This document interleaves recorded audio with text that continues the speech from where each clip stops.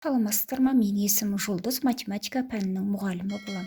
Біз бүгін ниш емтихандарына келетін сандық сипаттамадан бір есеп шығарамыз. Сандық сипаттаманы білеміз. Қайсы үлкен, соны белгілейміз. Мысалы, А қатары, Б қатары берілген. А қатарынан теңдеу берілген, Б қатарынан да теңдеу берілген. Енді біз оны шешіп көрейік бірінші. Ал 3х қосу 4 тең 16 дейді. 3х қосу 4 тең 16. Енді теңдеудің мақсаты x'і табу. Біз бірінші 3x'ті тауып алайық. Ол үшін 16-дан 4-ті азайтамыз. Ол 12 болады. Енді x'і табу үшін 12-ні 3-ке бөлеміз.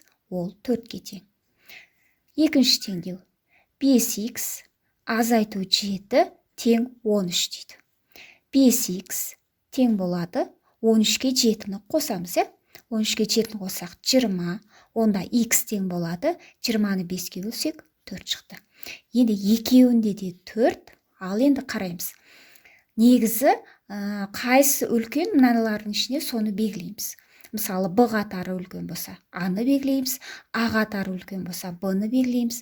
Үшіншісінде ақпарат жеткіліксіз дейді. Жеткіліксіз емес, ақпарат жеткілікті, теңдеу, толық есеп берілген. Ал енді төртіншісі, екі мән өзара тең дейді. Екеуі де 4-ке тең екен, сондықтан бізде Д жауабы. Екі мән өзара тең.